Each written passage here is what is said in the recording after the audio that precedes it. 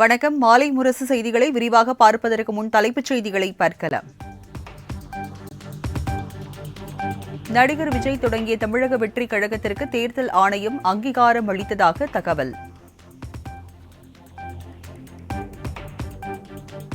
தமிழகம் முழுவதும் கொண்டாட்டங்களுக்கு ஏற்பாடு செய்ய பொதுச் செயலாளர் ஆனந்த் வாய்மொழி உத்தரவு.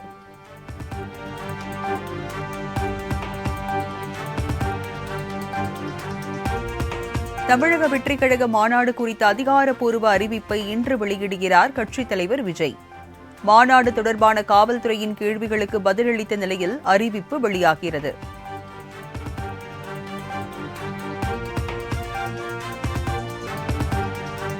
மணிப்பூரில் முன்னாள் முதலமைச்சர் வீட்டின் அருகே ராக்கெட் குண்டு வீசப்பட்ட விவகாரம்.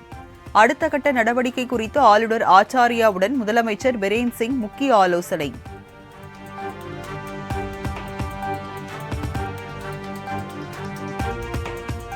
பாரிஸ் பாராலிம்பிக் ஈட்டி எறிதலில் இந்தியாவின் நவ்தீப் தங்கப்பதக்கம் வென்று அசத்தல்.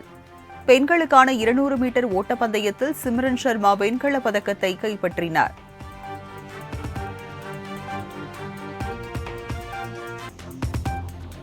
தமிழகத்தில் உள்ளாட்சித் தேர்தலை நடத்த தயாராகும் வகையில் அனைத்து மாவட்ட ஆட்சியர்களுக்கும் மாநில தேர்தல் ஆணையம் சுற்றறிக்கை.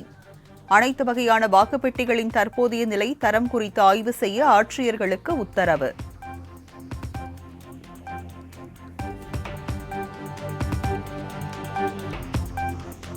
தமிழகத்தின் பல்வேறு மாவட்டங்கள் மற்றும் காரைக்காலில் கொட்டி தீர்த்த கனமழை.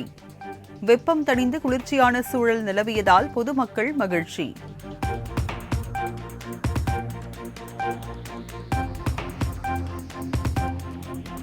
மத்திய வங்கக்கடலில் நிலவி வந்த காற்றழுத்த தாழ்வு பகுதி ஆழ்ந்த காற்றழுத்த தாழ்வு பகுதியாக வலுப்பெற்றது. தமிழ்நாடு, புதுச்சேரியில் அடுத்த 6 நாட்களுக்கு மிதமான மழைக்கு வாய்ப்புள்ளதாக வானிலை ஆய்வு மையம் தகவல்.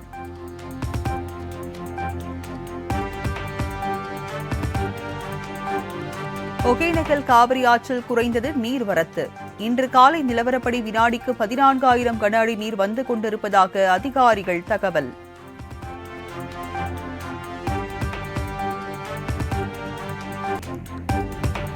கும்பகோணம் அருகே திருப்புரம்பியம் பிரளயம் காத்த விநாயகருக்கு விடிய விடிய நடைபெற்ற தேன் அபிஷேகம். ஏராளமான பக்தர்கள் பங்கேற்று தரிசனம்.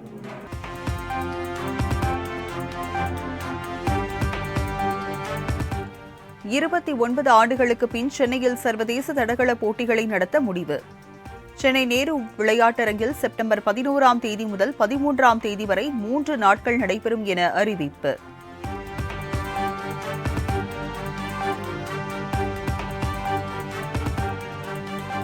ஆன்மீக பேச்சாளர் மகாவிஷ்ணு மீது 5 பிரிவுகளின் கீழ் வழக்கு பதிவு. அரசு பள்ளியில் மாற்றுத்திறனாளிகள் குறித்து அவதூறு பேசியதாக சைதாப்பேட்டை போலீசார் நடவடிக்கை.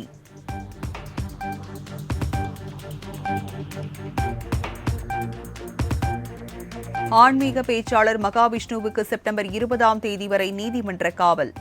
மாற்றுத்திறனாளிகளை அவமதித்ததாக தொடரப்பட்ட வழக்கில் சென்னை சைதாப்பேட்டை நீதிமன்றம் உத்தரவு.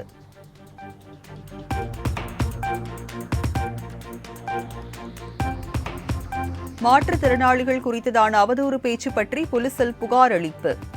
ஆன்மீக பேச்சாளர் மகாவிஷ்ணு மீது சட்டப்படி நடவடிக்கை எடுக்கப்படும் என்றும் அமைச்சர் அன்பில் மகேஷ் திட்டவட்டம். என்கிற அளவுக்கு ஒரு புகாரை அளித்திருக்கிறார்கள். அது இனிமேட்டு போலீஸும் மாற்றுத்திறனாளிக்காரங்க யார் அதுக்கான கம்ப்ளைண்ட் கொடுத்துருக்காங்க அவங்க சேர்ந்து அவர் மேலே தப்பா இல்லையா அப்படிங்கிறது எந்த விதமான நடவடிக்கை சட்டம் தன் கடமையை செய்கிறது.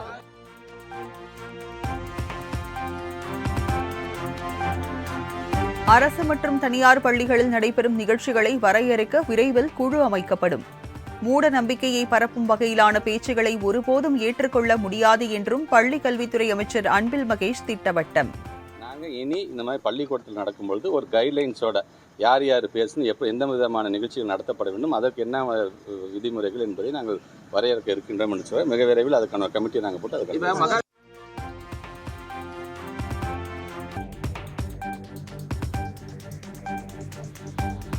மகாவிஷ்ணுவை தீவிரவாதி போன்று கைது செய்ய வேண்டிய அவசியம் என்ன? அரசு பள்ளியில் ஆன்மீக பிரச்சாரம் எப்படி வந்தது என்றும் நாம் தமிழர் கட்சி தலைமை ஒருங்கிணைப்பாளர் சீமான் கேள்வி. அது தொடர்ந்து தான் இருந்திருக்கும்.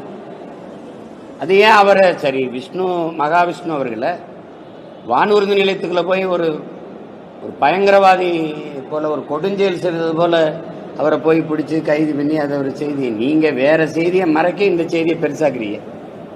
அதான் உண்மையிலும் உண்மை அதுதான். அப்போ நீங்கள் இதை எதுக்கு இவ்வளோ பெருசு பண்ணுறீங்க?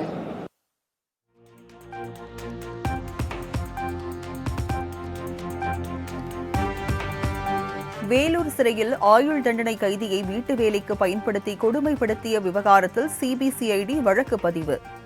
வேலூர் சிறைத்துறை டிஐஜி உட்பட 14 பேர் மீது வழக்கு பதிந்து விசாரணை.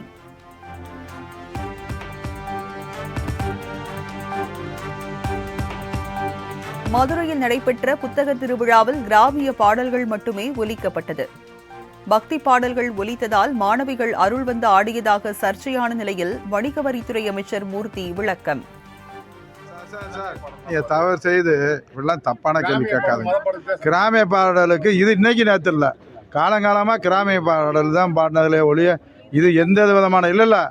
நான் இருந்தேன், ஆட்சியர் இருந்தாங்க, மாநகராட்சி கமிஷனர் இருந்தாங்க, மேயர் இருந்தாங்க, எம்எல்ஏஸ் இருந்தாங்க, எல்லாம் இருந்தாங்க. நாங்கள் கடைசியாக வணக்கம் சொல்லி நன்றி சொல்லிட்டு போனதுக்கு பின்னுக்கு சில கலை நிகழ்ச்சி வந்து டெய்லி 2 மணி நேரம் நடக்கும்னு சொல்லியிருக்காங்க. கலை நிகழ்ச்சி கிராம பாடல் தானே ஒழிய இதில் மதமும் இல்லை, சமுதாயமும் இல்லை, எந்த விதமான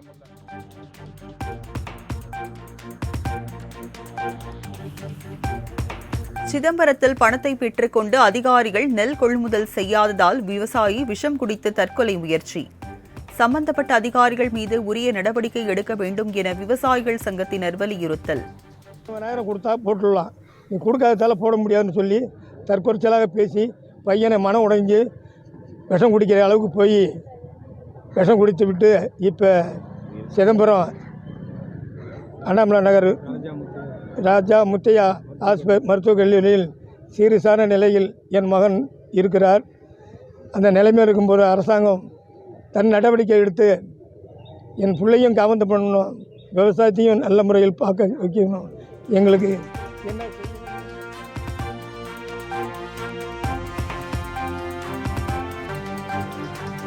சென்னை சேப்பாக்கத்தில் இந்தியா வங்கதேசம் இடையில் நடைபெறும் முதல் டெஸ்ட் போட்டிக்கான டிக்கெட் விற்பனை நாளை தொடக்கம். வரும் 19ஆம் தேதி நடைபெறும் போட்டிக்கான டிக்கெட் விற்பனை காலை 9:45 மணிக்கு தொடங்கும் என அறிவிப்பு.